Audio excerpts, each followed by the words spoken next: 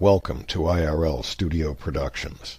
The views and opinions expressed in this stream are those of the authors and speakers only, and do not necessarily reflect the beliefs and views of everyone involved with either the IRL studio or our audience.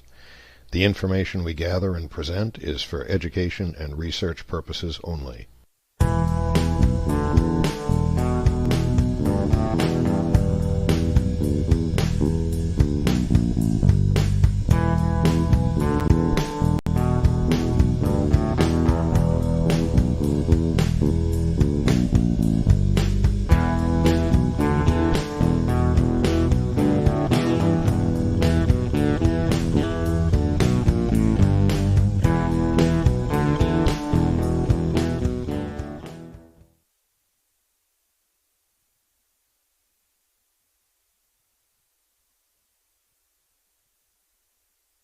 Okay, so we're ready to go now? Absolutely. All right. Hello, everyone. This is Penelope, and I have a few friends here with me. We're going to discuss United Nations, Strong City Networks, the Pope, the Vatican, and Chrislam. So we're trying to pick up a little bit where we left off from our last show, last Wednesday. And that was kind of a little bit of a continuance from our What's Up Virginia, the 2A show. And we are wanting to stay on a path that might help us get a handle on exactly what's happening in our country right now. So I'm going to share right now, you guys. You want to introduce yourselves while I share this article from Strong City Networks? Hey, it's Chris Hunter. How you doing, Indigo? Super. Hey, how's my comms tonight? They're a little low. Okay. How about that? No. Still pretty low, but loud. Still pretty low. How about now? Perfect. Perfect. Had to redo them today. Sorry about that. So Wheelo, is he at Mike? Hello, hello. How's everybody doing this evening? Can you hear me? Good to see you. Yeah, good to see you, Swillow. I was doing okay until I saw this jackass on the news. He seems to be the governor of the state of California. Oh, yeah, that Newsom? guy. Newsom? OMG. Another story. Another day. No, tell us. I want to know. I haven't seen a lot of news today. He's added to the state budget like $250 million to pay the rent for all the homeless people. Oh, yeah. And so they're just going to add more taxes is what he's decided. It's just but their bills need to be paid, don't they? Right. But don't do more than 55 gallons of water a day, you. Yeah. Yeah, I was thinking about that earlier, and them doing that whole thing about if you go over, you have a fine and everything. It seems as a way that they could just come up with an excuse to invade you, to come up and say, oh, well, we have here proof that you did, and then leave it up to you to prove that you didn't. How can you prove that you did not overuse your water?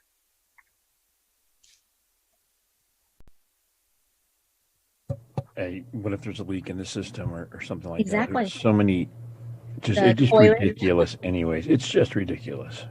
Yeah, it's not even fathomable.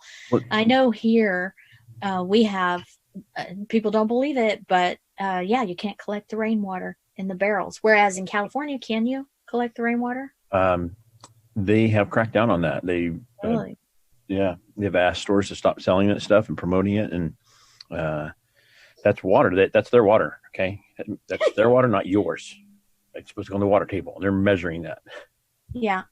Well, we don't have sewers where I live. We're on septic, and the airport is a good 50. Well, I think it's 30 miles away from me, and that's where our water department, based on how much rain we get, will be based on the square inch of the charge that they put on our water bill. Does that make sense to you? No, so it doesn't. If it rains but I 2 inches there, saying. but it rains a quarter inch here, I'm going to get charged per square foot by the 2 inches out there for runoff. But yet I'm not I'm not able to collect that runoff and use it in my garden or whatnot. Man, you guys are so far ahead of me. I'm just trying to figure out if I want clean clothes or if I want to be clean. Well, I can tell you that living in Iraq for a year, I learned how to take a shower with a liter of water and to wash all your 4 sets of shirts and underwear and pants in a 5-gallon container. Wow. So Yeah, that sounds like a Bronner's bath almost. it was it's surprising how relieved you were after taking that liter shower or getting your clothes out of your wash that way. And like, oh, great, they're clean. They don't stand by themselves anymore. But were they really clean? No, but they didn't stand by themselves anymore. That's the good part. Well, here's part of it too, though. Are they trying to come up with disposable clothing? I think they're just trying to be difficult, be communist. That's all. Yeah. A little side note, the Greta Thunberg, whatever her name is, when she was given that Tesla, apparently in the back of the Tesla, someone got a photo of all kinds of fast food packaging that she had in her car. Had anyone heard that? Says I do. No, wait a minute. How's it go again? Yeah. Mm-hmm. Right. So, and there were straws too, plastic straws. That was the biggest thing I really heard a lot about.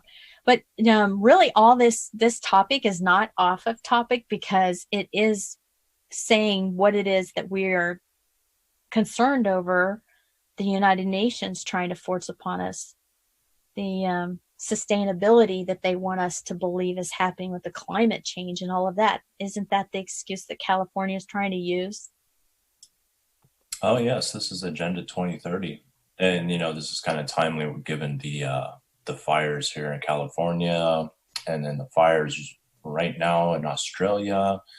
And very interesting. There's some photos of planned railways. Now I can't confirm this 100%, but the way I understand it is that the places that burned, even in Australia, they planned high-speed rails over there for this new techno meccas, if you will. Mm-hmm. I'm sorry. What was that last part again? Meccas? Yeah, techno meccas. Smart cities. Right. Yeah. Sustainable cities or smart cities or whatever they want to call them. You know what? Smart cities. The long game on smart cities is very few freedoms, zero privacy, and a whole lot of having to follow a program that you didn't design. Smart cities, dumb people, huh? Yep. California, we need to do something super ASAP. An unchecked legislature is just over and out of control. It's really, it's horrible. I don't know if you remember, but it was, I believe, right around June of last year, they did a vote in California for San Diego where they would hold all of San Diego's citizens responsible for a tax to cover homes and jobs, transportation for the immigrants that had come into their state. And so I'm imagining what you were talking about earlier is a renewing of that bill. So, Willow, I'm going to need the information from you. Yes, 100%. After the show, I got to talk to you about some of that anyway. So, okay. They were notified, by the way. Awesome. We're speaking of the recall efforts here in California to recall Gavin Newsom, by the way, which is nonpartisan. I will say this right now: there's a bunch of people from the left that are also moving that way. So, right, they've made sure to alienate everybody equally. Exactly. So, look, this is a nonpartisan issue right now. If you love California, speak up now, forever hold your peace, okay? Because things are about to get crazy under this governor if he continues the way he's going. Yeah, I think it's great that the two of you have come together and you're finding a way to be active, to be activists toward speaking up against what it is that California is doing. I'm sure there are other groups, but since you're of our own, we should speak up about it. So feel free right now to go ahead and tell people what it is you're doing in case people want to reach out to you.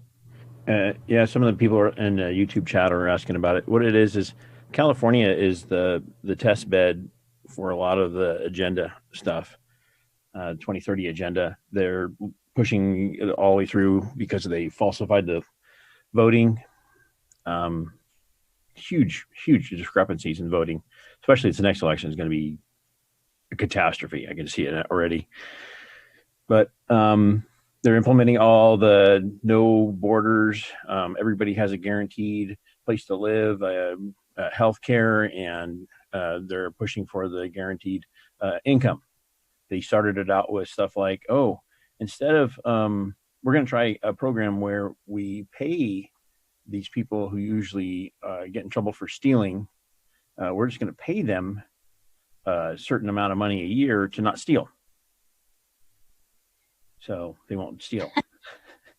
Reparations without reparations. That's called Stockton. That's where they started that. But they're already heading it off. They're already started it. And it's, if we don't stop it here in California, it'll be definitely Virginia and the East Coast as well. We're not talking, Colorado is also a hotbed. Texas is going off right now too. So it's also much deeper than that. There is a huge divide in the state of California right now. Obviously, the metropolitan areas control the politics, which means 80 to 90% of the rest of the state has really virtually no representation in the state legislature.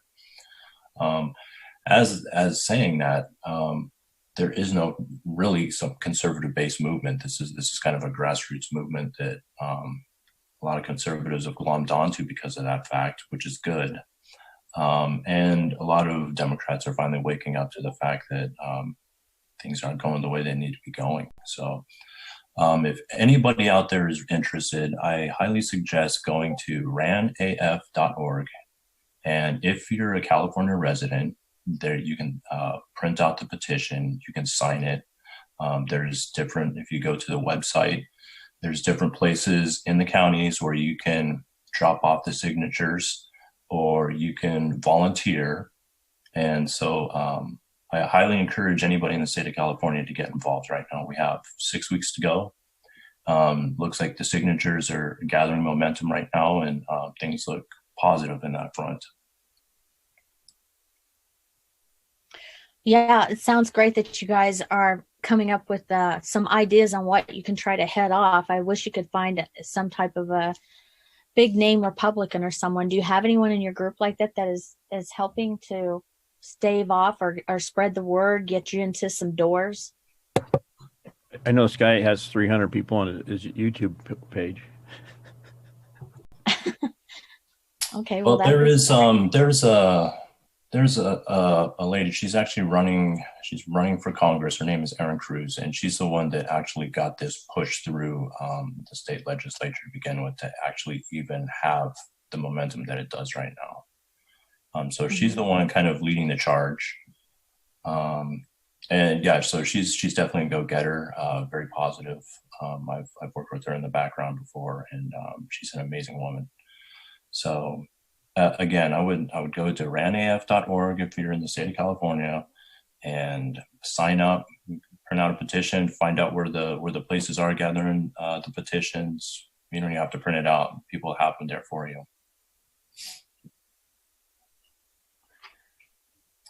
Okay, well, that sounds great. So what we're going to talk about tonight is the Strong City Networks. We're going to start off with that first.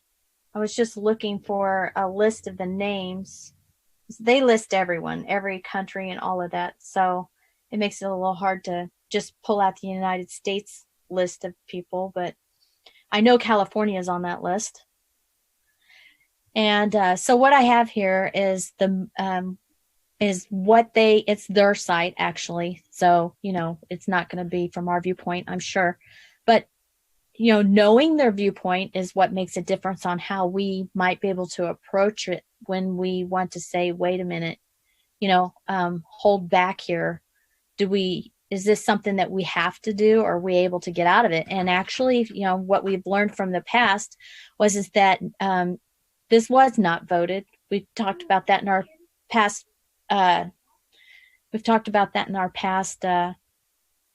Shows that this was not voted on Congress. So therefore, we shouldn't have to abide by it. We should be able to, if we want to, we can. And if we don't want to, we don't have to. But it seems like our politicians in some of these cities and states are making the decision for us. And United Nations is just pushing forward with their own ideas. Right down to, this has become a conglomerate, and it's a financial moneymaker for a lot of these people. I've been noticing through my research how many people are employed by this whole program. And they've already started trying to get straight to even the young people. As we mentioned in a past show, they're starting in elementary all the way up through college.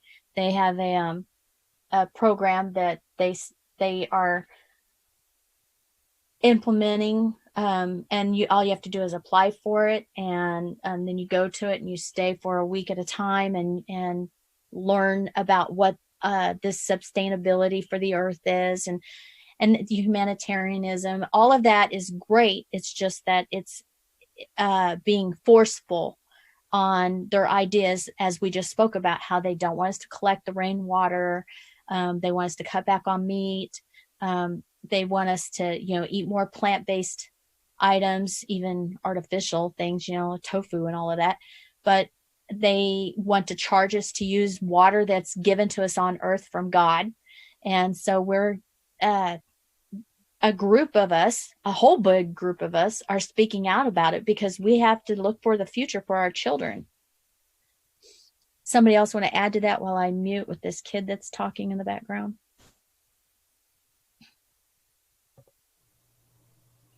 I would agree with you on all that. It's been quite alarming to find this movement going and to see that it's been pushed as, well, that's what your county agreed to. And you're looking around, our county did? Really? When did we vote on this? And it's these measures to get pushed through through these weird committees that show up in organizations. And people don't really investigate who they are and what they are or how they got there. And sure, they're people from your area, somewhat, and or transplanted into you. It's just needs to be checked. And we've run into as so I think maybe you'd understand this too, see this here in California. People are not giving the time needed to pay attention to their civic ordinances and things that are going on around them. They're too busy. Their social network or the football game, or they don't want to get deep into it or deal with it. Well, shoot, worst case scenario, it's kind of hard to even fathom those kind of things when you've been gentrified out of your house and you have no place but to resort to literally pooping on the ground, right? San Francisco, yeah.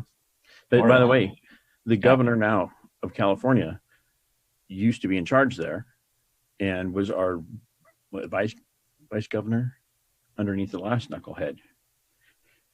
So he is okay with all this stuff.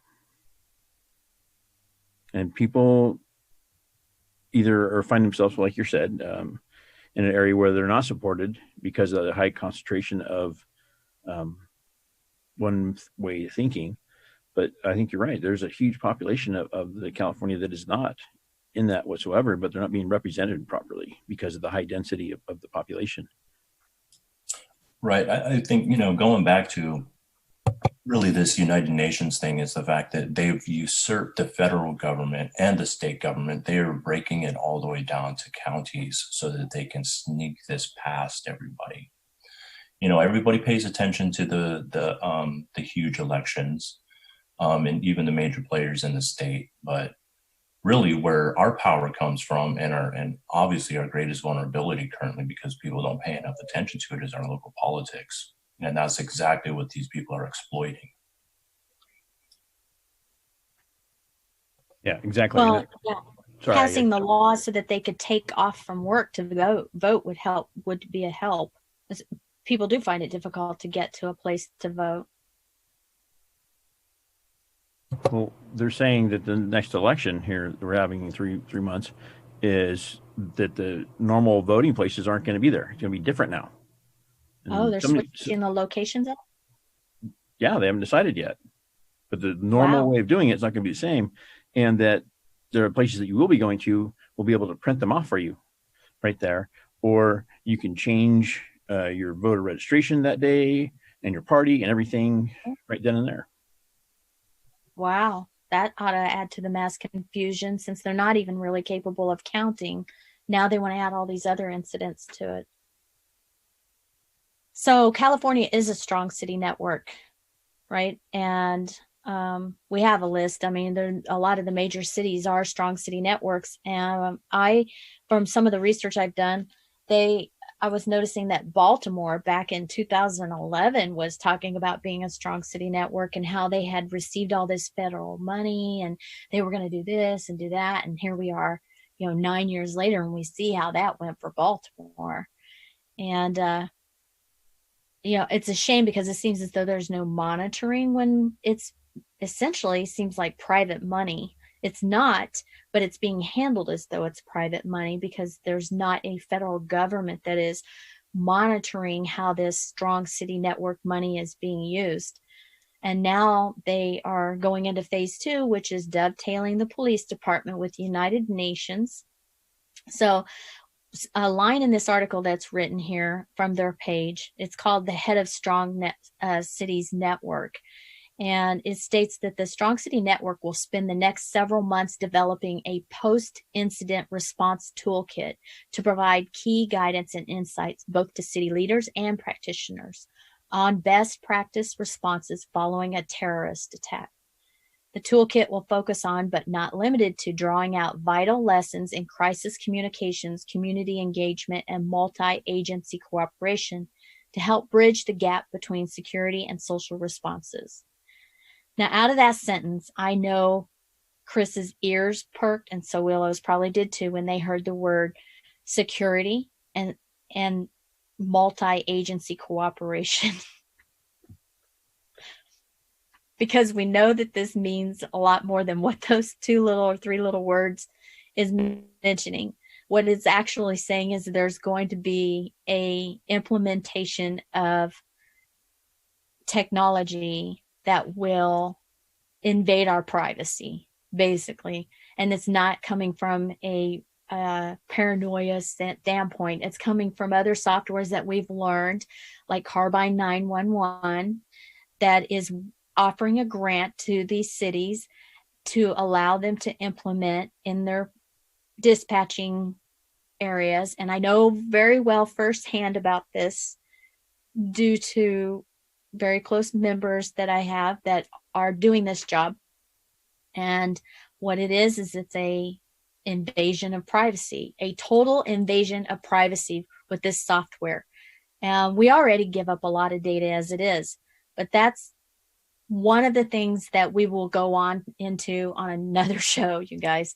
So we are working our way through on a path. So if you stick with this, we want to make sure that we walk you into what is happening so that at the end of the road, which we will never get to, but you will understand where they slowly crept it up into us and how we have not been fully aware. And what a lot of it has come from is they have been figuring out ways to give people jobs, to make it sound like it's for the betterment of the city, to make us believe that it's all humanitarian and that in the long run, it's all going to be okay. It's going to work out. But what it really is, it's been a huge plan all along for globalism. And that's why you keep hearing the United Nations is mentioned in it. Anybody want to add something to that?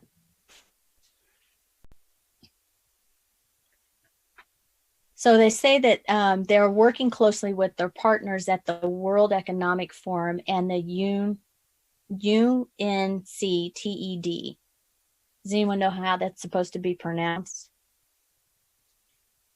Well, I know the World Economic Forum is in Davos, but the I don't know what the acronym is. The UN has so many freaking acronyms. It's ridiculous. I noticed. Yeah, this lady mentioned one earlier. She mentioned 17 of them. It's to identify ways to strengthen the role of the private sector in the soft target domain and more broadly in prevention efforts. Well, so do we have an official list of how many cities per se in the United States have officially signed up with this? The last I heard was 13, and every time I go to find the list, I swear it moves. And they have them all. It should be on this I website. have. What'd you say, Chris? It should be on the Strong Cities website. I'll look into it. Hold on, give me a second. Well, there's just some chatter that there's a few other states. This kind of ties back to Virginia because this kind of fits into that, right? Supposedly, there are 13 states total that may be pulling the same thing that Virginia is trying to pull right now. I'm still trying to get confirmation on all of that stuff.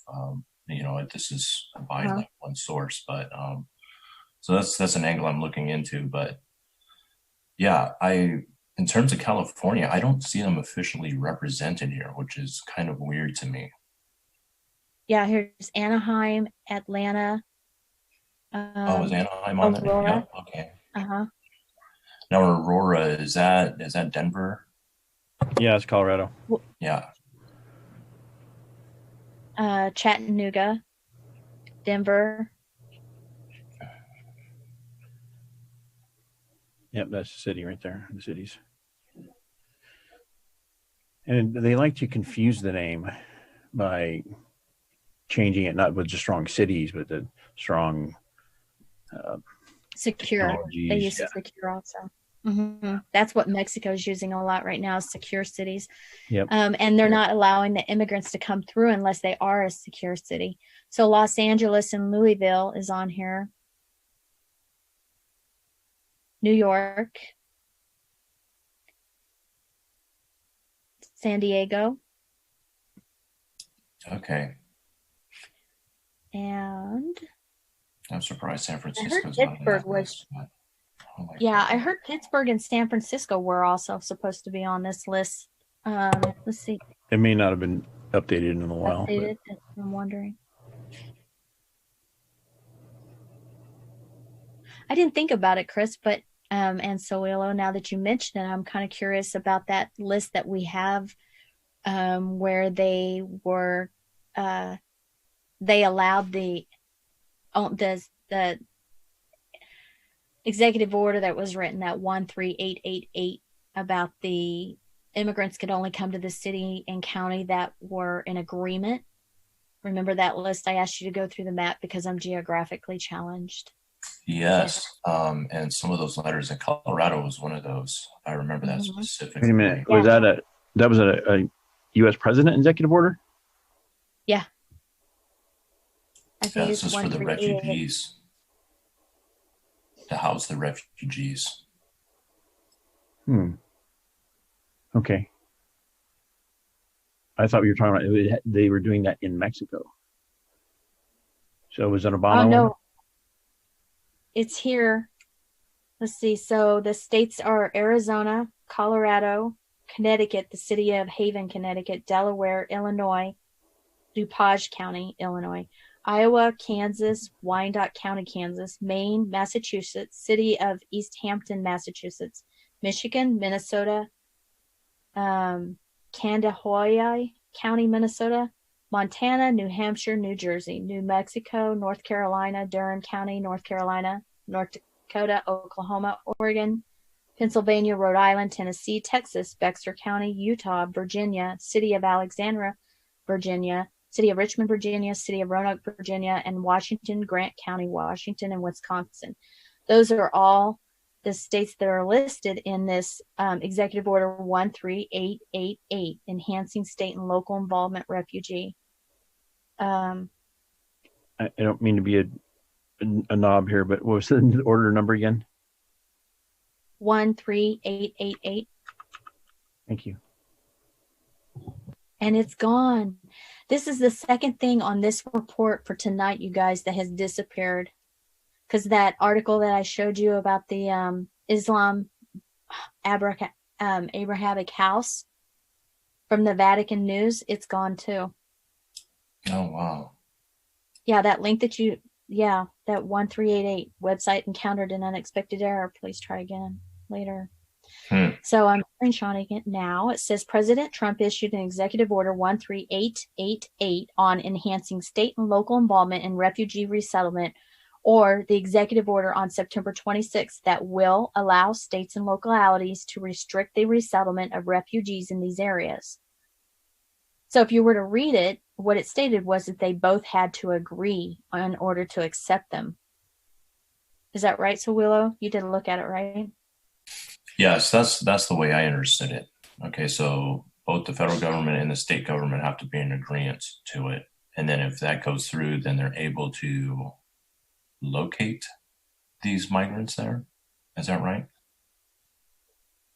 It seemed as though they were able to, yeah, they could live there. That's right. So this was the red states. Chris didn't agree with the states, but we were trying to compare that list that I just read off. We were trying to compare about the immigrants moving to these. And it would be interesting too, like I said, to overlay the states that are in this Strong Cities network. So what I believe is they are trying to turn Texas to purple, at the very least, to purple. And, you know, as they can see, there's already several more purple states than there were when in 2016. Yeah, that makes a lot of sense to me. That it seems to be like a strategy that they continually try to use, because they know that all these states in the Midwest and everything else are pretty diehard conservative for the most part. And so they have, you know, you see a lot of migration out of the liberal parts of the country to move to those places specifically. I don't think it's necessarily nefarious, but it seems as though that a lot of those people end up bringing their politics with them. Right. Well, I remember you saying you were surprised California wasn't on the list, but honestly, why would California be on the list? Because they're already blue. Well, they're the ones crying the loudest about immigrant rights, are they not? The blue states and the metropolitan areas. So the way I see it, and I think this is fair, if they're so gung-ho about it, why don't they just fill them up? I mean, you know? Because I think part of what Trump is trying to do is to, at the very least, if he has to move them in, he's going to try to keep the red states purple, you know, and not give the blue states more votes. I think it would almost be moot. I think that would be moot, because it's like, well, they've just jacked up their representation in those states. It doesn't necessarily mean that they get any more seats per se. So basically, if I get this right, looking at the CEO from President Trump is he's tying that state to those people. Yeah. Do you want to screen share it? Did you find it? Yeah, I pulled it up. Hold on a second.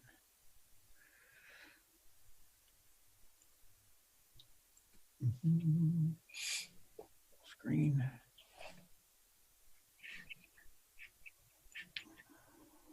Yeah, so it's curious because we know that Virginia got into the situation they did. They're mostly a red state, y'all.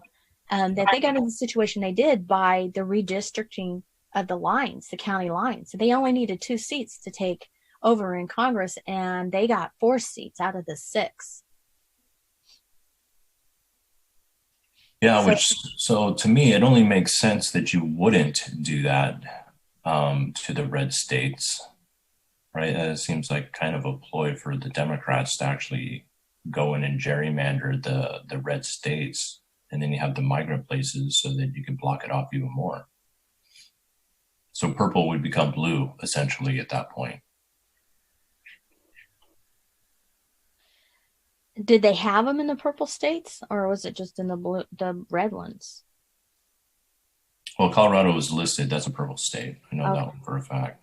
That's my home state, by the way. So I try to keep up with some of that. What's going on over there too. And that's what it sounds like. He's making it so they have to deal with the actual state, local government, so that they have to all agree on that to bring them in. I think what was happening is that people were just being funneled into counties and states, and nobody was being told about it. And they were like, "Wait, what happened here?" With the Obama administration, that happened many times. Well, there's still footage. There's still footage now where there's tons of buses just dropping people off in random states. I don't know if you've seen those on YouTube or Twitter. I remember or anything else like Arizona that happened a lot. In New Mexico. Yeah. So they meet at the border. They drop them off. As a matter of fact, Beto O'Rourke. Wasn't he down there waving them all in, trying to do the kumbaya thing with them? It is a state and local governments are best positioned to know the resources and capabilities that they may or may not have the ability to develop to sustain resettlement, which maximizes the likelihood for refugees to place in an area with assistance. Area will become a self-sufficient and free from long-term dependency on public assistance. So remember when this probably you probably remember when the big movements were happening and the president said, "Oh, okay, well, everybody's okay, the refugees coming in all the time with unchecked unfettered access, then we'll just send them right to your house. We'll send them to your state and your San Francisco or Sacramento or wherever then." So essentially what he did, yeah, is he's putting the burden on them. Oh, you have so much to deal with that you can give it away, then here, we'll make sure that, and if you can't though, then there's a problem. We'll have a problem with that. Right, but what's this section 6D down here of the Executive Order 13780 of March 6, 2017, protecting the nation from foreign terrorist entry into the United States? That section D or B? D, like dog? Yeah, right here, 6D. D as in doggy. I hadn't read that far yet, but it sounds like what he's doing is he's talking about the oversight or making sure that the people you are letting in aren't terrorists, and that's what he had asked to do when he said he wanted to limit the acceptance from people from different countries, where they try to say it was a banning of Islam, which is ridiculous. What it was is where we were knew that they didn't have the ability to track and monitor the movement of terrorists, and they're more likely to come out of those areas back to the United States. Yeah, Section 2 says, it states the consent of states and localities to the placement of refugees, within 90 days of the date of this order, and the Secretary of State and the Secretary of Health and Human Services shall develop and implement a process to determine whether the state and locality both consent in writing to the resettlement of refugees within the state and locality. Yeah, and that's where we're trying to put it on their burden of making sure then everything's taken care of and monitored correctly, which I would assume that California's not doing. I don't think so. What was it? The Oakland mayor that, or attorney general or something, blew the whistle or gave a heads up for an ICE raid or something like that. Yeah. Oh, it's Oakland. It's the mayor there, I believe. Yeah, she said, "Hey, ICE is coming tomorrow morning. Everybody get ready." Oh yeah, they've even had them in the judges' chambers where they knew that the immigrant was going to be totally locked up, so they snuck him out the back door. I just wonder if they gave if there there are people that are in and out of correctional facilities, whether it's county jail or state or whatever, all the time.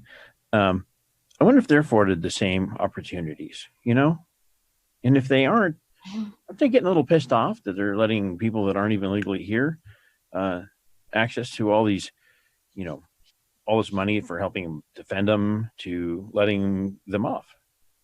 I think I would be pretty pissed. Well, you can get glad in the same pants you get mad. Apparently, if you're American, you're a second-class citizen. That's what they're learning in Mexico. Yeah. Yeah. So like I said, my stance on all of this, like I'm more than happy to see people come in and start the American dream, just as long as you're not here to do nefarious things, which, every major city in the United States now has some kind of cartel or triad, some organized criminal organization, doing some not very good things at this point, which is not Well, they okay. haven't axed the grind. That's the thing. There's people that's come in that had their whole countries destroyed by previous administrations. We can't blame them for being upset and feeling, some type of anger toward our country and the way things have gone on lately, with we'll say the crisis overseas, that it's caused people to be confused. There were people that thought they were in love with Salami, and then there were people that absolutely hated him and was glad to see that it was happened the way it did. So we don't know. Like you said, the vetting system at the very beginning was not up to par. They did do some biometrics on some of the immigrants. When they were coming through Panama, there was a area that they might not have known to avoid. And I saw a video myself where they were catching them, and if they did show up in certain types of databases, they returned them or locked them up, or they marked them. I don't know, if they chipped them or what, but I know there were several when they came over here. They even tried a bracelet method, like an electronic homing device or GPS, or they even had a bracelet. Yeah, they had to wear a bracelet even where it just had a barcode on it and it got scanned. Yeah, the other thing is this: the sheer volume of the people that the United Nations and their population replacement are trying to cram into the United States is concerning. You see what's happened to Europe. I mean, Sweden's finally had to come out and admit that we kind of got a problem here. We can't. It's no longer sustainable. There's only so much welfare that you can even hand out before it's like, okay, well, shoot. Now what do you do? Mm-hmm. Well, they were trying to hinder our country, trying to bring us down to our knees so that, they could get a leg up on us and make it to where we couldn't get caught up. And honestly, maybe that's what part of this order is about, you guys. Maybe it's so that he can spread it out into maybe where the delegates are more, there's the delegates are more cooperative, or the money or the federal funding, something. There's got to be more to this executive order that he posted. It sure came through quietly. We keep speaking of that. On the Federal Registry site, there are no new executive orders for 2020, but I am seeing some that, it says December 30th, but it hasn't posted yet. I wonder if I could pick it up on the inspection. So Chris put up a document here that's a launch of the Strong City Networks. And I know we've mentioned in the past that Loretta Lynch was the one that had announced it to the United Nations, that this was the plan that was going in effect, and that it says it will serve as a vital tool to strengthen capacity building and improve collaboration as we continue to counter a range of domestic and global terror threats. This innovative platform will enable cities to learn from one another. The thing is that where are these threats coming from? Exactly. They're created. Mm-hmm. Yeah. So that was their announcement for the Strong Cities Network, and over the last month or two, I've been searching the DoD website, and I cannot, or DOJ website, cannot see where they are still in our system. Not that they're not there, but I have yet to be able to reach out and find that anymore. Right. Well, moving away from that and moving into the Catholic Muslim document that was signed in February of 2019. Have you heard much about this, you guys? Did you know about it?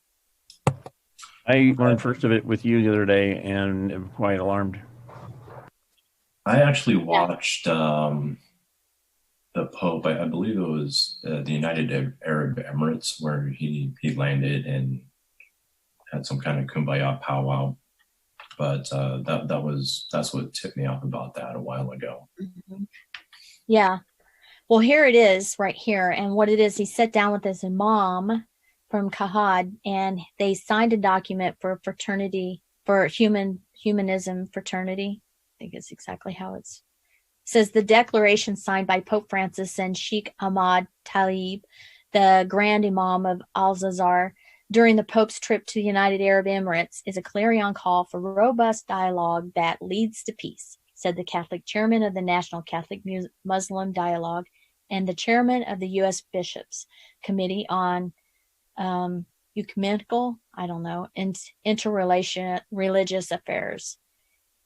And again, they're saying, in our increasingly hostile world in which violence too often predominates between Christian and Muslims, violence that has led to tragic consequences for the most vulnerable humans, we welcome with great joy the historic joint statement on human fraternity. That's the name of the document. And then so what has happened is this is a document that is supposed to bring human fraternity for world peace and living together. In Abu Dhabi is where they signed it. We believe in God and in the final meeting with him and his judgment on the basis of our religious and moral responsibility, and through this document call upon ourselves, upon the leaders of the world, as well as the architects of international policy and world economy, to work strenuously to spread the culture of tolerance and of living together in peace, is what the document states. Oh, hold on. Go back up for a second. This just rings kind of strange to me because, okay, so we have Sunni Muslims represented here, right? Mm-hmm. Where's the Shiites and where's all the other sects? Mm-hmm. Well, and since you mentioned the Sunnis, that was another thing that had happened. Was shortly after this, they had gone and the Pope went in May and kissed the feet of the Sunni leaders to show the blending of mankind. That was in, let's see, I'm checking my notes here, you guys, because that was from another feed that I did. I remember watching that. It was quite alarming. He's spent a long time down there by their feet. Okay, I think he was kissing each toe. It was creepy. Well, he's 82 years old. He had no business being down there like that, trying to get back up. And I guess he has some type of leg disease that causes him to not walk very well. So that being said, he required a lot of assistance. But he can smack women and kids around, right? That's tolerance, right? Oh, he has been so impatient lately. Yes. I'm going to find some more documents. You guys stall for me. Well, it just, all of this brings me back to what I was looking at earlier this week with the, I'm looking into something called the Vatican Spring right now. There's a couple of articles I ran into, so I'm kind of vetting this out, but basically alludes to that the Pope Benedict was actually de-seated. And it was a coup. And of course, we have our globalist players involved in this to seat Francis so that they can instill leftist and globalist ideologies within the Vatican itself, which again goes back to the United Nations. Yeah, they're not stopping. This is an agenda that has been in the works for how long, Chris? Do we know?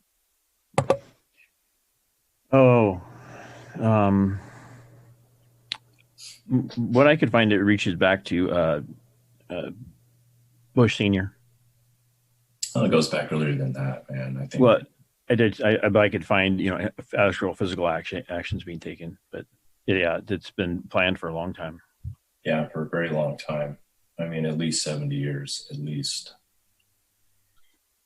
Yeah. And as time's gone by, their money has gotten stronger and stronger. And I think that's part of what has made them even more adamant that it's going to happen. And then they changed out that Pope unexpectedly. I know, Chris, you can tell us something about that in a minute. I have here something that says the Pope's dramatic moves in January of 2017 effectively abolished the sovereignty of the order and have been described by its harshest critics at the annexation of one country, the order, by another, the Holy See. Let's see, maybe I pulled up the wrong document. This is when he met with Cardinal Burke in 2016. This is an investigation. Oh, yeah, this is the wrong thing. That was a really bad thing that happened. Yeah, so anyways, despite all of this preaching about higher levels of humanity, the Vatican Church is still plagued with pedophilia and sex crimes and corrupt bishops. So that's where I kind of fall apart on all of this stuff. I would like to believe that the Vatican and the Pope are holy and all of that stuff. And it's really, really hard when you keep finding in the news different reports of molestations and different sex crimes going on in the Vatican itself, Yeah, we don't seem to be able to have a say-so. It's one thing if they want to do it over in the Vatican, and the Vatican is their own country, right? Is that what they call it? Well, it's kind of like DC. It's like a territory per se. If that makes sense. Like it's its own little entity. It has its own laws and different things. Right. So I'll show some images while we talk of him when he was there. And it was to bring these leaders together because they've been at odds with one another, as you were mentioning, so Willow, about how, and Chris could talk more about that too, about how they don't get along. So they keep talking about, this terrorism, the violence, they need to get along and all that. And it's in their countries that they're having the issue. So why are we being brought into it? Is it because of the money, the wealth, the size of our country?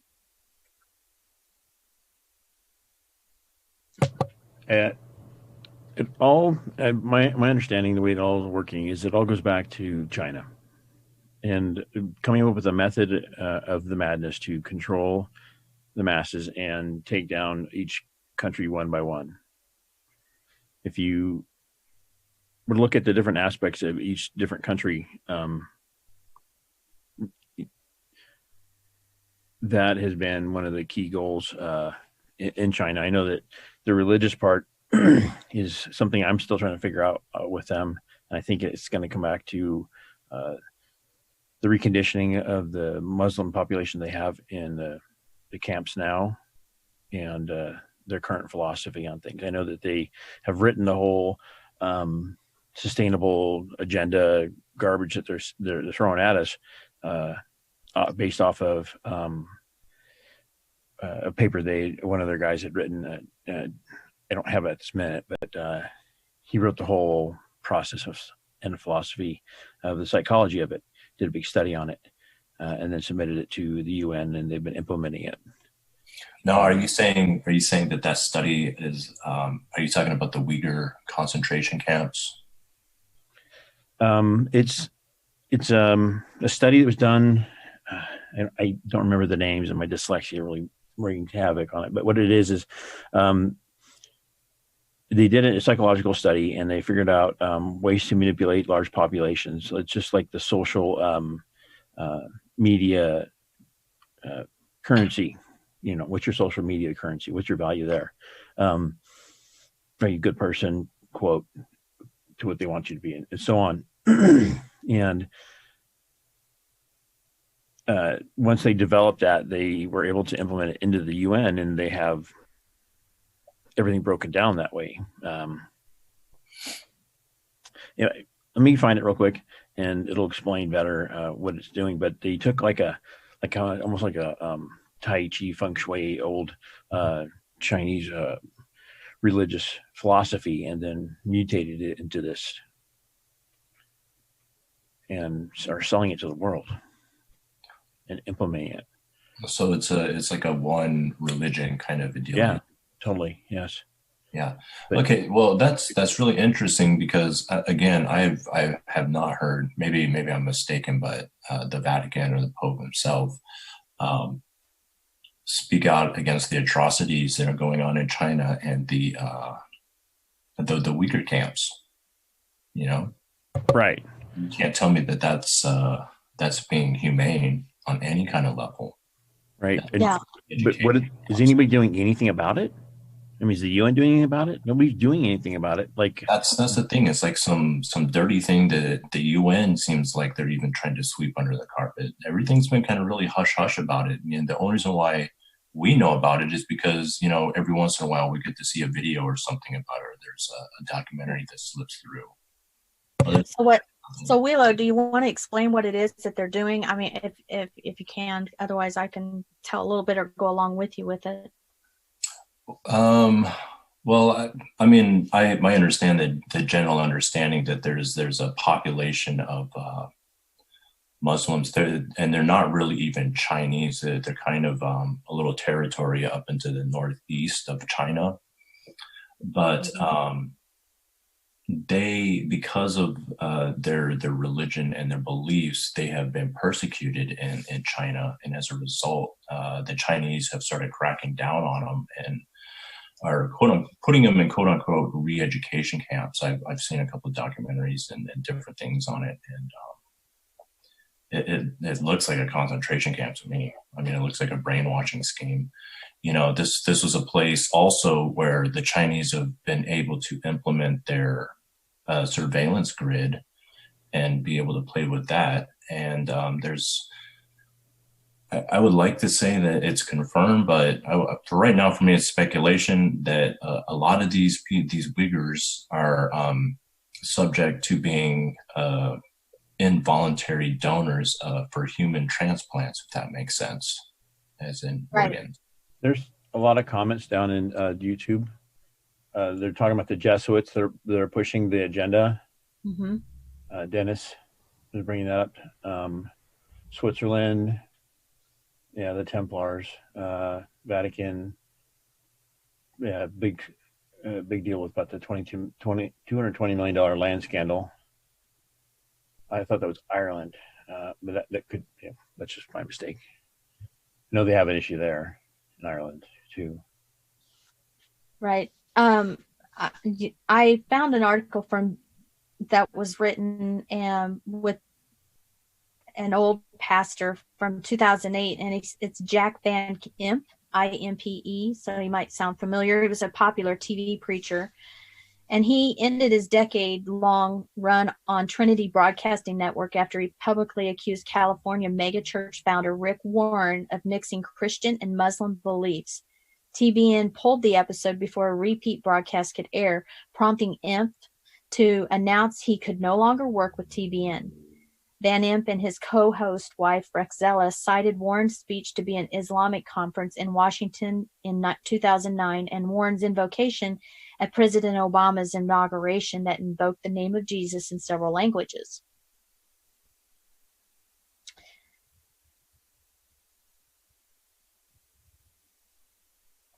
So I have a little thing here that I found, an audio that's real short that I wanted to play so that people could get a good idea of what it is that Chrislam they state is about.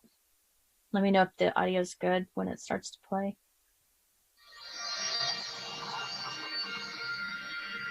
The following is a presentation of Got Questions Ministries. What is Chrislam? Chrislam is an attempt to syncretize Christianity with Islam. While it began in Nigeria in the 1980s, Chrislamic ideas have spread throughout much of the world. The essential concept of Chrislam is that Christianity and Islam are compatible, that one can be a Christian and a Muslim at the same time. Chrislam is not an actual religion of its own.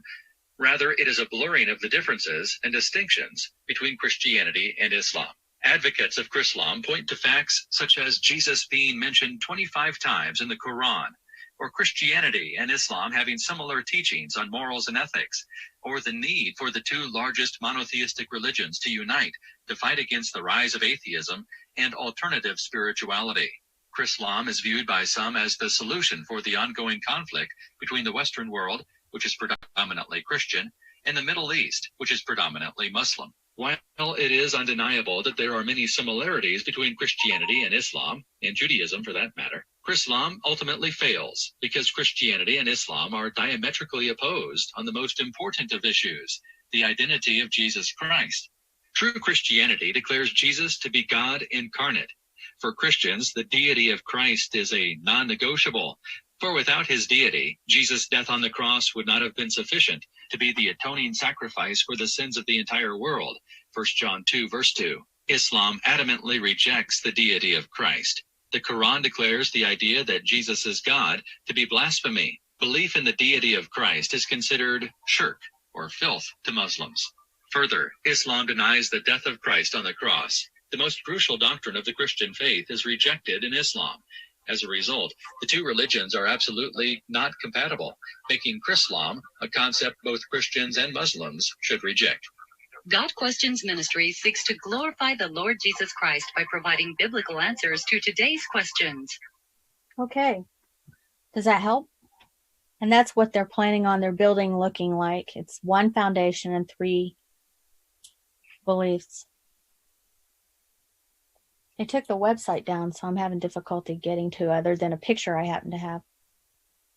Well, it's interesting though, because there's so many other belief systems out there. So what does that say for them? You know, it kind of makes me go back to when ISIS was coming into power in the Middle East. You know, who were they targeting? They were targeting a bunch of ancient relics and the Yazidis in particular, that, I mean, they're a peaceful native tribe that believe in something totally different. Well, and they're doing this to help fight atheism? Mm-hmm. Like, that's a big, giant, ominous threat? Well, it's kind of interesting you say that, because there is a sub-belief system. I won't get too much into it because it's something I'm looking into right now, but there's sort of I guess a digital or mimetic tribe of sorts, if you will, that spawns from the UN that believes science is king, if you will, and that rationality is what's supposed to be moving forward. So it's almost like a conflict of interest at that point, if you will. Okay, I mean, I just don't, you know, of all the things to be out there to worry about or fight against, I just. Oh, I agree 100%. I agree. It doesn't make sense. It just doesn't make sense. Man. There's starvation. There's, you know, all sorts of crazy stuff, disease, but those darn atheists, I mean, I'm not one. I believe in God and Jesus and all that, but I don't see them as an existential threat to my existence. So I have something else here, and I was rather shocked when I found this, and I want to play it. Her name is, let me get it real quick. She's a nun, and she is talking about, she's actually reading from a letter from the Pope. It's a document that he writes like to the Christian faith, and in it he's telling about what his plans are, and she is absolutely against what it is that he's saying. And I was really rather shocked that she was being so blatantly out there. She's an older nun. I feel like they are right on top of me, you guys, whenever it comes to me showing stuff. I'm having so much trouble finding things. It says what a lion. So her it's from the Life site. See, it's SITE News, and it's called Pope's Proposal for New Humanism Would Wipe Out Christianity, and it's dated September 16th, 2019. It states, today Mother Miriam reads a LifeSite news article. Quote, Pope Francis invites religious political leaders to sign global pact for new humanism and discusses the implications of the Pope's proposals. You can read the full article and everything. There's a link to it. And this is what she is saying in this. Let me know if you can't hear it. It's not a better humanism. It really is a new humanism, not the one that God gave. This is from Rome on Friday from LifeSite News. And it said, many of you may have already read it, in a renewed and enthusiastic endorsement of globalism, beloved. Globalism is an attempt to simply control the population of the world. And it will be destructive, it will be immoral, and that's what it attempts to do. Pope Francis has announced he is hosting an initiative for a global pact, PACT, to create a new humanism. The global event to take place at the Vatican on May 14th, 2020, that's next year, is themed Reinventing the Global Educational Alliance. Can you imagine? There you go. What do you think? I think that word is ominous in itself. What a description of it. The Global Education Alliance? Yeah. Global Humanism Education Alliance. Yeah, that's just weird. There's a lot going on there. Yeah, huge. And again, it goes back to, in America here, we're supposed to be able to control what our government does and doesn't do, and they're supposed to be doing things that we want, and these are things that are outside of our government that they're implementing in our local governments. And I don't know why there aren't more people standing up going, who is this and why? What are they doing influencing our day-to-day? Well, I think we mentioned that earlier, Chris, is that they've been at it, as you guys said, for 70 plus years. And Chris, you mentioned this is the same old song, different verse, that they are continuing the same plan over and over again. They just keep getting better at it because now they have managed to infiltrate us from the inside out. They're in our governments, they're in our schools, they're in our daycares now. They're the people that are working for them really, truly in their hearts have been brainwashed, indoctrinated, or they've been institutionalized from the time they started Head Start, nursery school, daycare, right into kindergarten, to where they really believe what they are trying to do. They really think, and when we all know just as well as anyone, when there is some type of truth getting ready to come out, we watch for an FF. And when the FF happens, we know it's a distraction. But these other people that I said had been institutionalized since the time of diapers all the way up don't see it that way. That's a false flag. See it as a hindrance, a curse, abuse. It's something that has to change. Yeah. And so because of their mindset, we are battling a group of people that we don't know how to tell them, hey, look, if you want to give up your barrels of rainwater that might be watering your vegetables one day, then don't pay attention to what they're trying to get you to do. There's a comment out on YouTube by Dennis. Going back to the old Rome days, yes. I'm curious to your comment on that, why you say that. I was just talking to the group yesterday saying that I had come to the conclusion that the whole restructuring of the religious main religion happened back in Constantine days, where they redid Christianity and essentially redid the remake of the world. And that's what it seemed like they're doing now. up to even I found the U.S. Mint is cranking out a coin here this year that is $100 platinum piece, and on the back of it has a lady and a daughter, and they're holding, you know, some wheat and stuff in a cornucopia. They look like they're in the Roman days, and even the word happiness written on it is spelled weird. And it's back how they used to have a silent and a hard S in it, and it's like there's symbolisms there. Yeah, we can show it real quick. I'll load it up. Do you have it? Thank you. Yeah, I read on that was constitutional preamble. Right, it's written in there. Right, and the Molly found that the writing was from an early English. There were what are they called? Like a seminary and stuff like that. Yeah, there it is. Thank you. This is the coin, and they're cranking out here. And when I saw it, I was like, "Wait a minute! Aren't we doing a picture of something else? You know, does it look like an old Roman lady standing there with her kid?" Like the bottom left corner, you can see that picture a little better, the whole picture of it. Well, I think what we have is I mean, this is a little bit off topic, but it's still leading into well, the religious reset. It looks like we're doing like they did in old Rome with Christianity. That's what. But Vatican is the one that had our money. That's where the reset money has to come from, and that's who's been battling us for so long.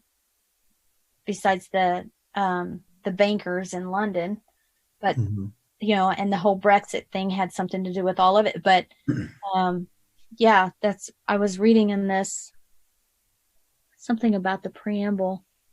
Yeah, that's what the coins are made to emphasize, the preamble. They didn't address the butterfly, by the way. Just making sure everybody. Who did? Who did address? Nobody did. Nowhere in the writing did address the butterfly. That's why I thought it was so weird. Yeah, I think then itself, a whole thing could be a whole nother show. Because you know, I showed you those cryptocurrency bills too, so we can discuss that another time. It is interesting. Those were very interesting. Those ones I have not seen yet, and some cryptos is something I follow on a regular too, and I have not seen those yet. I'm actually fascinated by those. Yeah, they're pretty. Well, I don't know about pretty, but it's just kind of interesting.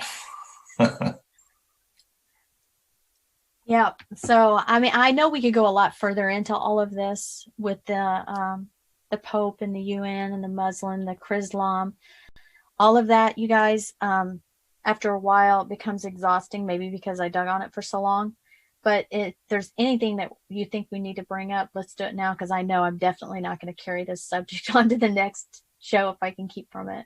Oh, I agree. This, for me personally, this just opened up more questions than even answers at this point. You know, there's so much more to look into, especially with smart cities and really how everything boils down in terms of localities. But you're right. I mean, we could spend volumes on this and still barely scratch the surface, I think.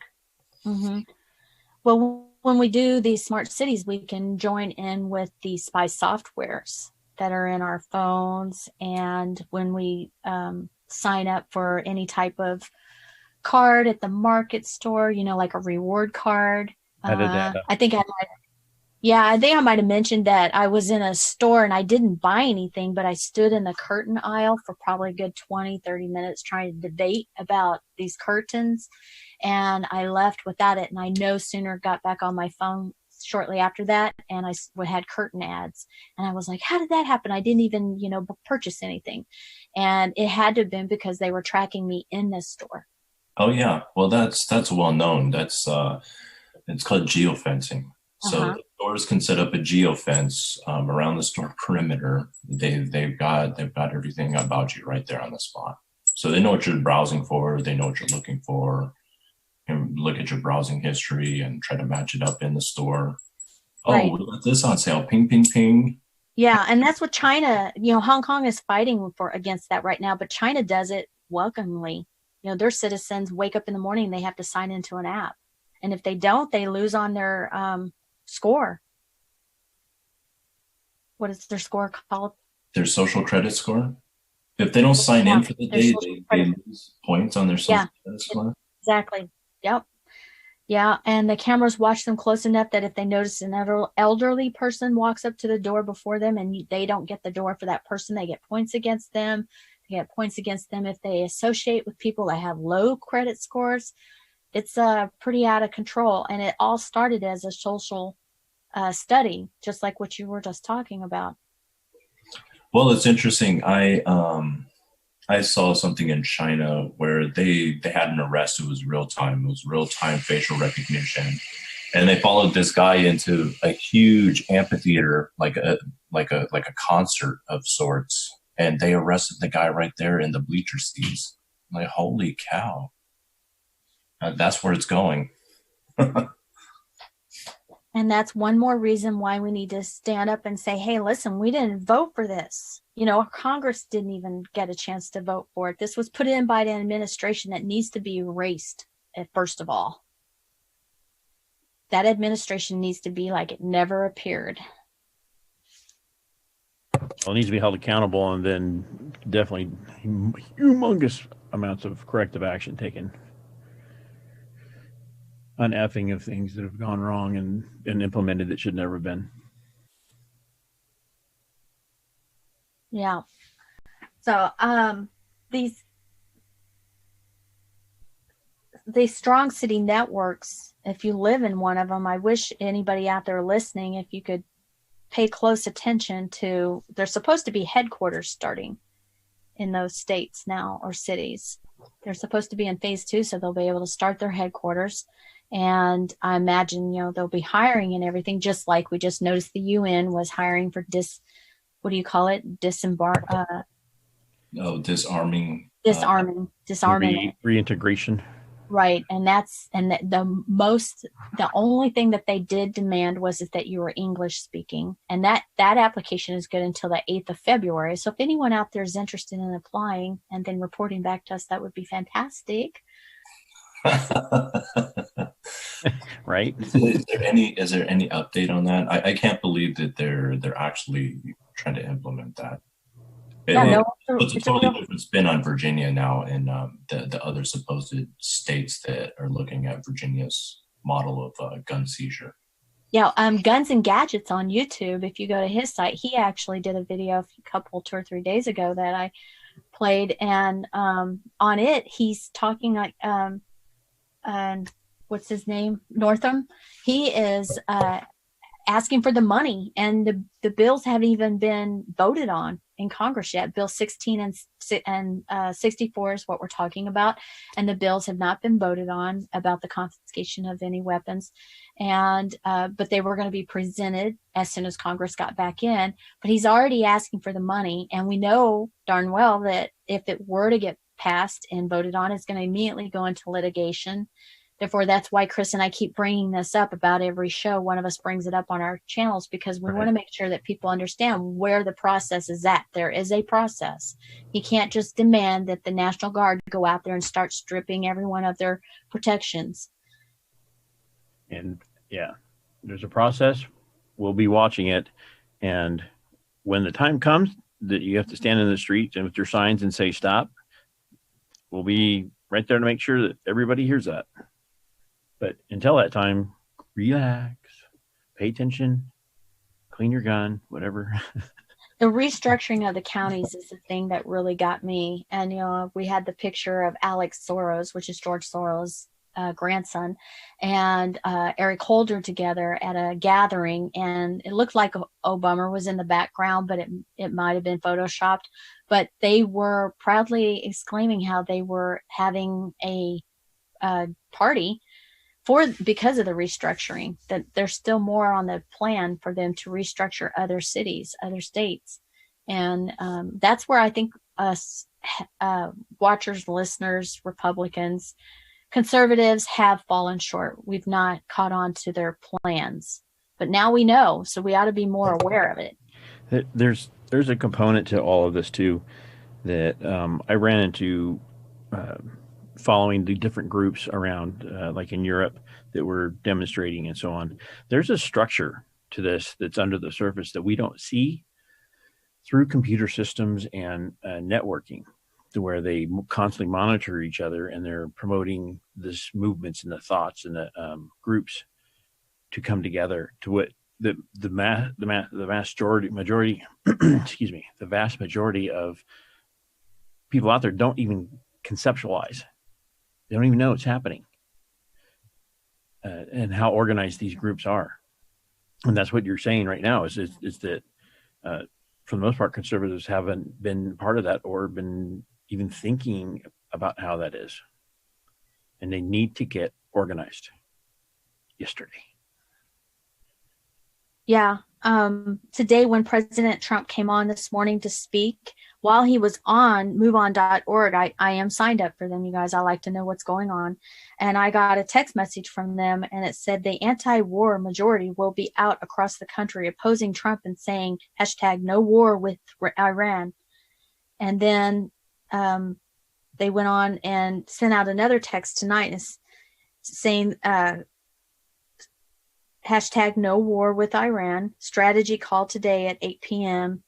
And Senator Sanders and Warren, Representatives Barbara Lee, Ro Khanna, and movement leaders. If you already signed up, join by answering the call from 202 area code. Not too late to join by live stream, and then they had a link for watch here. They are organized. They have money behind them. They have people with the legalese, and in the government and everything else, and they are able to do a little bit more than it seems that we do, but it seems like we always seem, maybe it's because we're the breadwinners.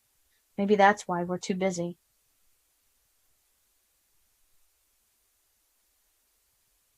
Yeah, I don't know. I'm gonna you brought something up that I'm gonna look into. I'll have to bring it up next time. It's about analytics and metadata. Mm-hmm. They're let's put it this way: they're really good at compiling it together and creating a profile of what you would do accurately up to about 97 percentile. Oh, by using AI, you mean? By plugging in all of the metadata they can capture off of you or of you, and plug it into a AI or a algorithm that'll crank out a 97 percentile choice of what you would make or do or vote on or color you like or that kind of stuff. Yeah. I still think that's a slippery slope, by the way. It is such an inaccurate representation of the actual person. They're able to capture some behaviors and some different things, but I'm sorry, people are unpredictable. People are people. I would totally agree with you. Where I've seen it used was like voting, that kind of stuff, and manipulating and restructuring a sentence or a question to get a desired answer from that person. Yeah, so it's a level of manipulation then at that point. Right. It's more of a psychological kind of a deal. Yeah, I got another move on my other device that says, it's Marlene, a Move On volunteer. Trump's putting the country on a path to war with his illegal assassination of Iranian military leaders. This week, there are events across the country to prevent a Trump war with Iran. There's a rally on, and then it gives the date and time and the address, which is in my local city. It says, will you join us? That's exactly what I'm talking about. Mm-hmm. Like, he gets on the air and says something, and their program already kicks into gear and starts sending out counter messages to their people to organize. See, but on the flip side of that, we already see what's going on. It looks like Iran just fizzled out today. They stepped back, said, okay, sorry, that was enough, right? We're good. Yeah, well, as soon as they downed a plane by accident, supposedly, and bombed a base that didn't have anybody in there, from what I understand, right? No casualties. Okay, sorry, we're done. It looks like it's going de-escalated. Yep. And they're still going to go out in the streets and protest. They should do that in Iran. Well, I'm glad to hear we started this show out with you guys saying, that you are doing something proactive, and that's very important. More of us need to do it. I think you'll see that coming to tuition more and more. Fruition? I always screw that up. Anyways, as the election comes and the next one after that. Oh, God, why would you put this election, I will say this. This election is very important. You know, you want to talk about gerrymandering and different things like that. This is the census year. This is why the immigrants and the Democrats are pushing the immigrants in so that they can skew those numbers. Then you gerrymander on top of that, and then they have everything locked in. So there won't be a Republican Party at that point, or any other sort of representation outside of the status quo, if you will. Correct. I agree. What's scary is that I have been looking into this strong city stuff for so much that I'm finding, you know, it's in so many other countries, in Lebanon, you know, Jordan. It's in India. It's everywhere. You know, I have to start to wonder about that too. And to what degree is it in there? You know, so much of everything has been a facade at points that I'm sure they're in all those different places, but to what degree? Well, you would think that they would be so busy in those other countries that they wouldn't be able to connect us so much because they're third world countries. They don't have good sewage, good water running. You know, so much going wrong. Do they really have time for that? That makes them soft. That makes them soft targets. So that's what I think people don't really understand. The powers that be already have those ones under their thumb, if that makes sense. At least that's the way I see it. You know, the first and second world nations that have established mores and laws. You know, we have our Constitution. You know, the freedom of religion, different things like that. To dismantle all of that stuff is a way more sophisticated effort. Well, actually tonight they did the United Nations had a live feed on YouTube of the decade review. If anyone's interested in that.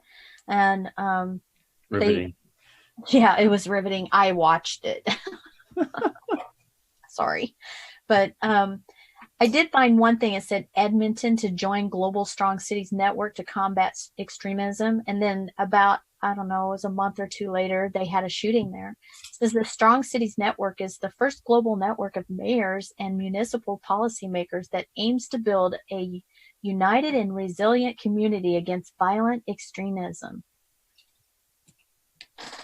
And like I said, they had a shooting just shortly after they joined, which was ironic.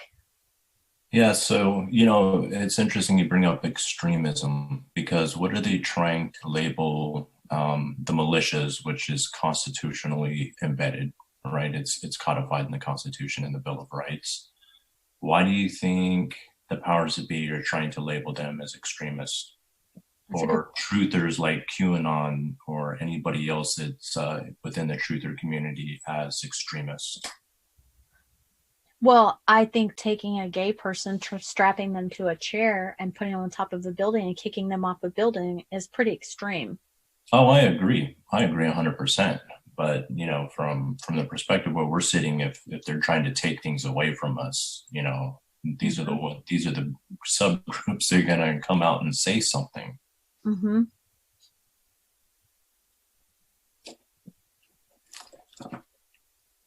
Yeah. So there were speakers that stood up from Lebanon, from Denmark, Anahar. You know, the other thing on this is, okay, so hypothetically, if they take away guns, then what are people going to resort to? They're going to resort to knives and swords and machetes, and different things. And they've already addressed that. They're going to take it all away, just like England. Might as well take away forks and spoons and anything. Paper. Like I said, you can take away my guns. That's not what I need. I need the will. That's all I need. All the tools you need to kill people are there. They're always there. Yep, absolutely. It's the will. Is fertilizer. Shoot, if you really wanted to get crazy, right? Yep. Yeah. Well, I'll tell you, they have big plans. This one, it's KASE.de website that I found. It talks about that urbanization as a defining phenomenon of the 21st century. And then it goes on and talks about in 2050, 2/3 of the people will live in cities, and the urban population on the African continent will have tripled. The majority, African continent, come on. Just yesterday when we saw a funeral trying to happen, people were stampeding themselves, and I'm just starting to wonder if birth control exists in other countries. But the majority of this growth will take place in low and middle income cities, especially in Africa and Asia, while the share of growth in Europe, North America, and Oceania is projected to decline steadily until 2050. With an annual population growth rate of almost 4%, Africa has the fastest urban population growth rate worldwide, and cities such as, Uganda, Bamako, Addis Ababa, and Nairobi are currently growing at an even faster rate than that. However, the process of urbanization is not only accompanied by new chances and opportunities, but also by enormous environmental as well as socioeconomic and political challenges. The question of sustainable urban development is also on top of global development agendas such as the UN Sustainable Development Goals, SDGs, the African Union Agenda 2063, that's a new one, I haven't heard of that, and the UN Habitat's African Urban Agenda, the newly established goal number 11 of the SDGs, making cities inclusive, safe, resilient, and sustainable. If they know this far ahead, 2050 and 2063, and they're worried about the population, why not control some of these birth rates to begin with? Well, that's just it. You see how everything has been playing out. They have these numbers because those are the goals, those are the benchmarks that they are trying to implement. And that's the way I take it at this point. Looking at the United Nations and all of these major planners and different things. I was looking at something years ago, and they were saying 3/4 of the population of the world by 2050 is going to be along the coast. How much sense does that make if global warming is happening? And then you have different things where, well, they've come out and said, well, we need to reduce the population and different things like that. All of these are planned. These numbers are planned. They're like benchmarkers for them almost. No, they're not planning on having that Chrislam church finished until 2022. You guys have all been introduced to Henry Kissinger's report on the population. It's based off a 1969, I believe, report on population growth. It's commonly just referred to as the Kissinger report. Well, that was a start to the implementation of worldwide population control and efforts done through the UN and every single country. And every single way that they could to influence the population growth of every single area in a multifaceted, multi-pronged approach. It's something that you need to read. It's a long read, but it is all encompassing. It talks about everything from using famine to war to getting women out of the family household, structured unit into colleges, dividing up into different gay, lesbian, LMNOPs to you name it. It's every time they can divide you into a different group or a section to not be a structured family unit procreating normally. That was what they were trying to do, to limit the world population.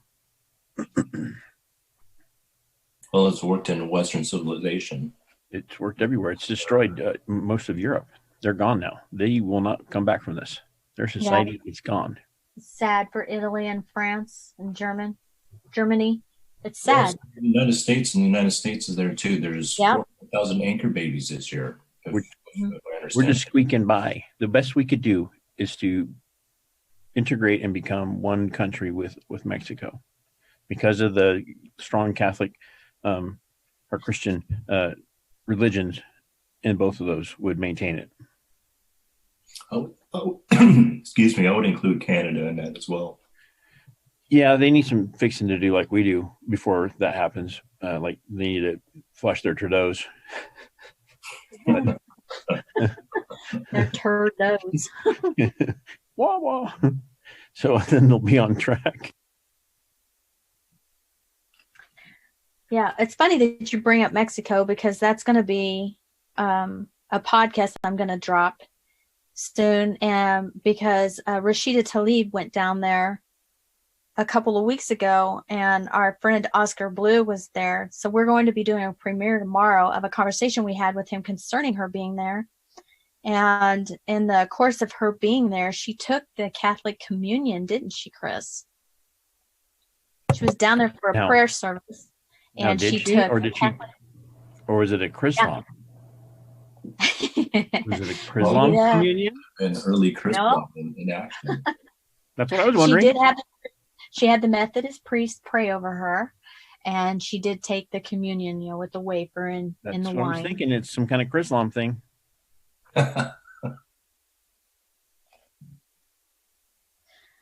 So, in the course of her doing that, she went down there and introduced herself as a Palestinian American. But when she said American, went to say that, she kind of choked on her words. And so we're going to do a premiere tomorrow on it, and I hope that you guys can tune in, because we kind of follow up a little bit with everything we've talked about here today, because in the conversation with Oscar, we talked about the Pope and the African leaders and the Islam stuff, because it's all topics it's hard to get away from right now. It's everywhere, it seems. If you're paying attention, it's all there. What was that picture from?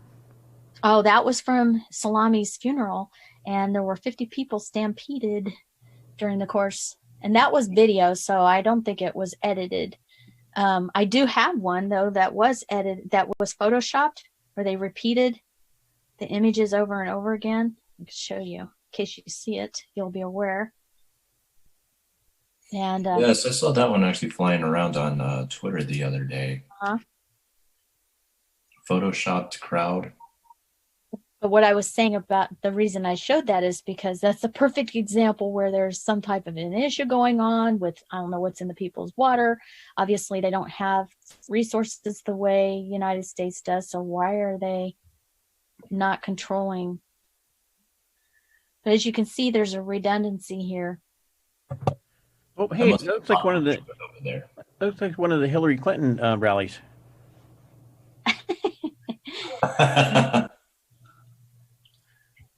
Yeah, that's how she did it. Just like that. That's a really bad job. I'm sorry. Chris, you need to get together with me so we can put all this stuff together and make a show out of it, because there's definitely an interest for it. Yep, that's a Hillary Clinton rally right there. Wow. You can't find very many of those on the internet anymore. They have blue screen problems and all that. It got really expensive to bust in all those supporters for her. She wasn't the only one. I mean, there were only 15 people there, and they would zoom in close, camera tight, or they would, like you said, take the pictures and then Photoshop the people in. Yep.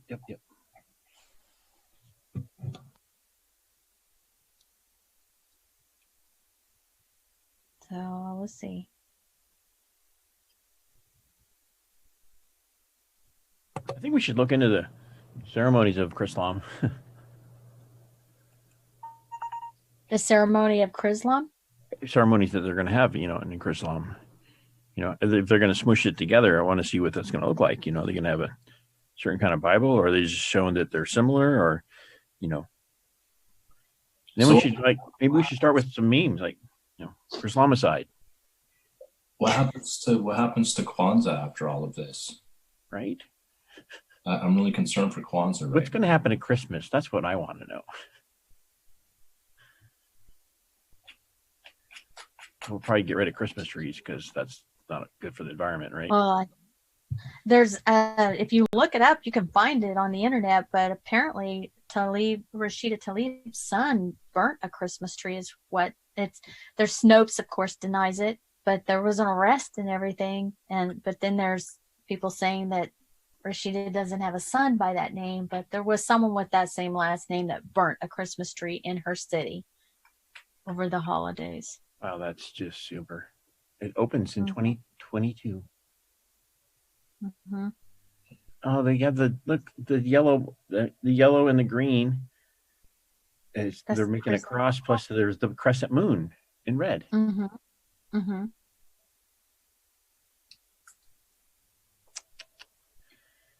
I don't remember seeing anybody there, like a rabbi or anything. Did they sign in on this too? No.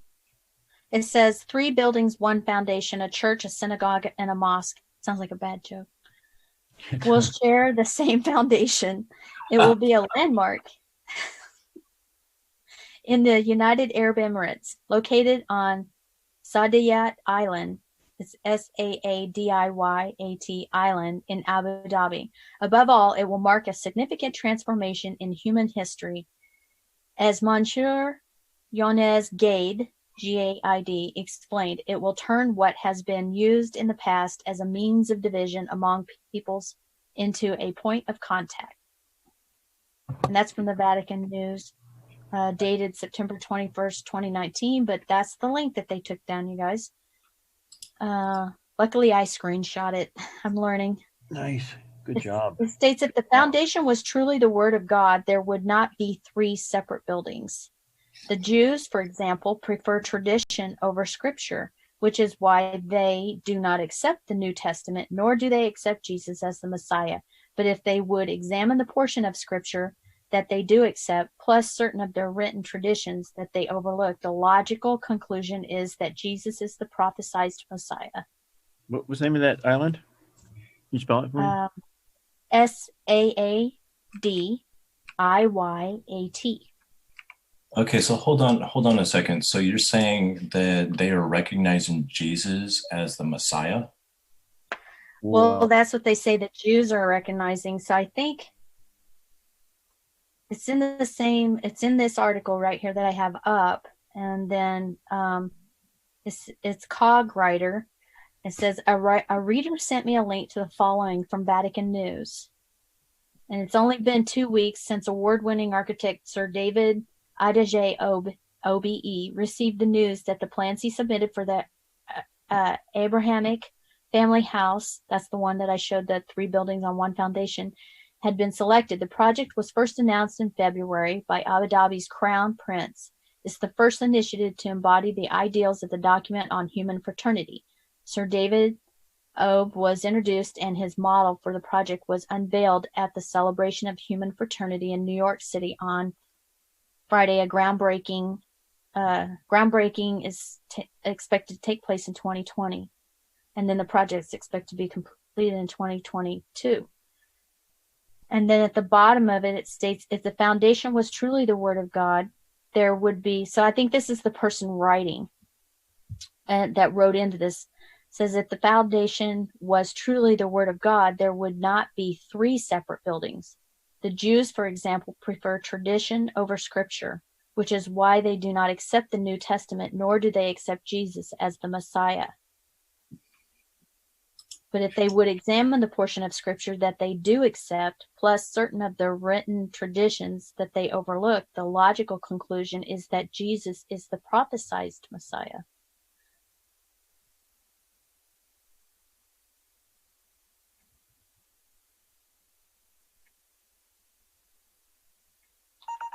What'd you find, Chris? I found the island. I'm just looking at it to see what's on it. I can show you here in a second.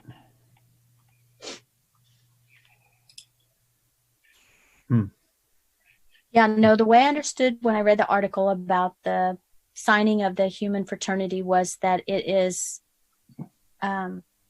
Catholic and Muslim, Gnostic. Those aren't Just- anywhere near big enough buildings for what they're talking about. That's ridiculous. No. I mean, if people are going to be, religion in that area of the world is ginormous. There's nothing small about it there. That's just the property in the area is just tiny. But the name sounded weird. The island Yeah. is a strange name. The what name? It's a strange name, Oh, okay. like sodomite, Saudi, Oh. this island. I was like, whoa, weird name, weird name. So, anyways, not to get. Did you find it? Yeah, I found it. Like, see it? It's not very Yeah. spectacular. It looks to be scratched in the dirt. Yeah, I'm trying to fill up this last 10 minutes. Where I can go. Talk slower.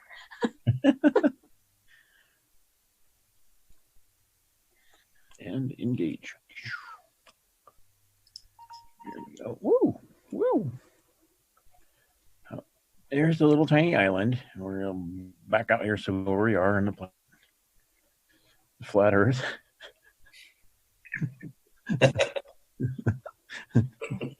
So funny. So,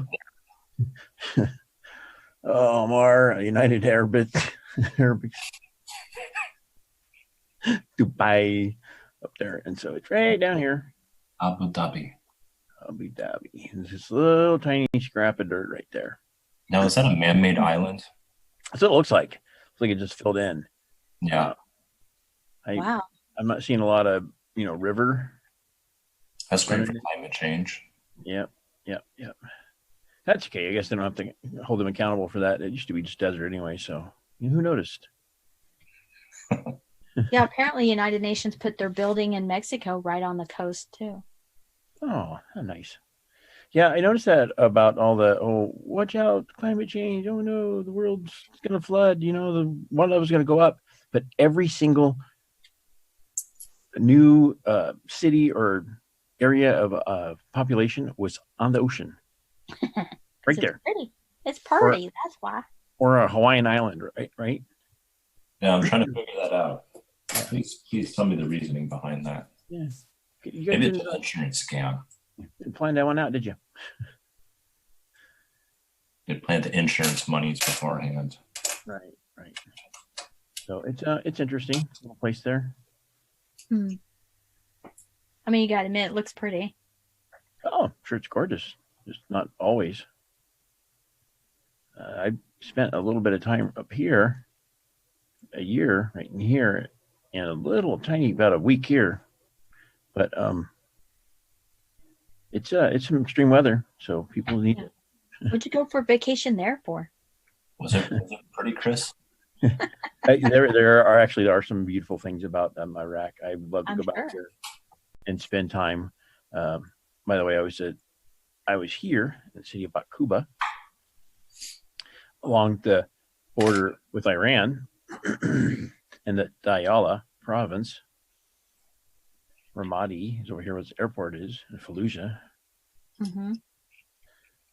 So I just wonder, how much is the Vatican going to be involved in this building if it's all the way over there, away from home? I don't know, but my understanding from what I was told in the information I was given, that it was going to be, the new place was going to be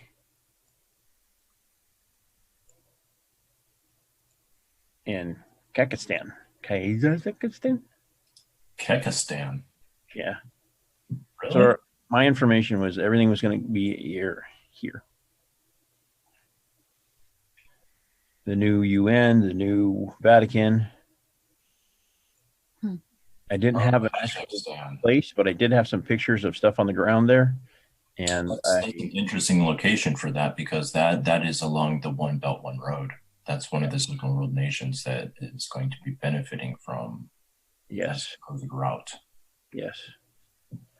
You are correct, sir. That should say a lot right there. Yep. So maybe kind of wanted to know what happened with the the Vatican in Italy, but maybe they know something we don't know about the civility of that place. Yeah. But here it makes a lot of sense. So with the new routes and so forth and all that kind of stuff. The new Rome. So to speak. The new Rome in Kazakhstan? I don't know where they're. Is that the one that Borat is from? Is that Borat's country? I don't know. Couldn't tell you. I don't know. I just thought it was funny because it sounded like Kek. Kek. I got something I want to make sure I leave us with because I have to share it. We're still good, bro. Right? Point taken. Be all good, right? I have to wait for the internet to catch up to it. That was happening. We were just kidding, joshing. Ha ha ha. Good times. Yeah, that's a good meme.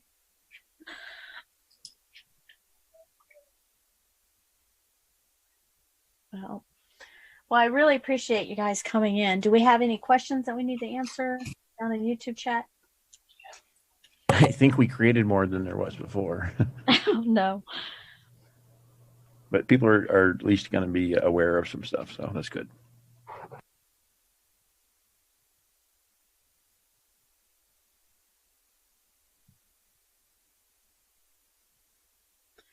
Yeah, it's a difficult topic, and we certainly, are not trying to bash any certain religion. We just want to get the information out there because it seems as though it's not easily accessible unless you're running into certain circles.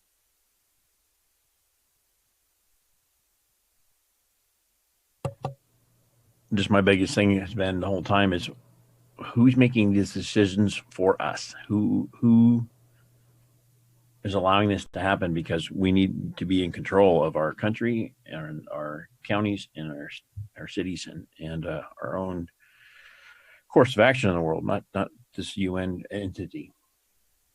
So it's a good question. We don't always get our answers, so okay.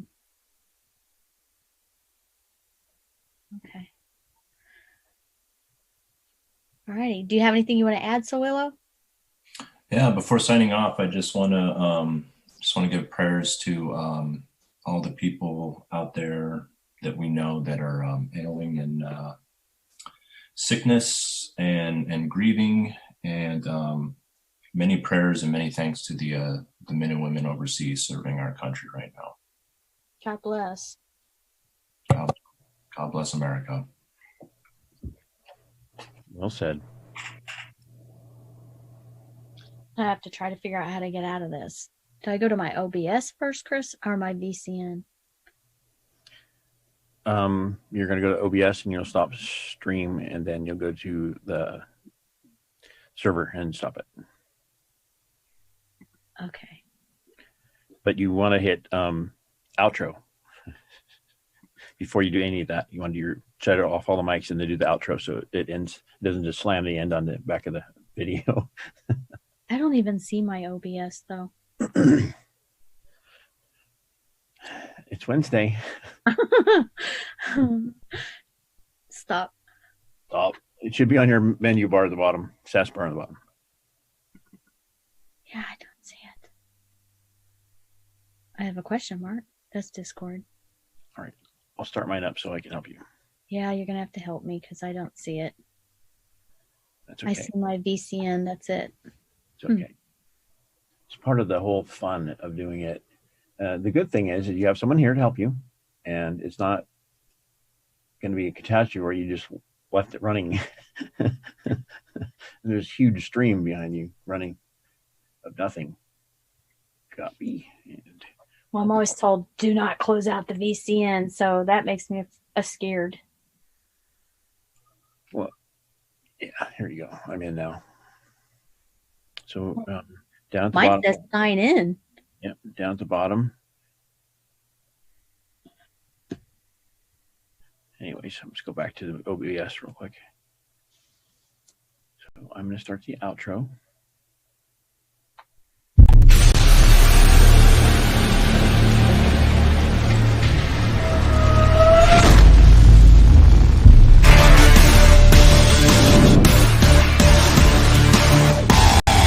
Bars here, get a little bit of movement, and then it'll stop. Yeah, no, I think I'm not even logged into VCN, although I can see us on YouTube, so we're okay, and the outro's playing, so that's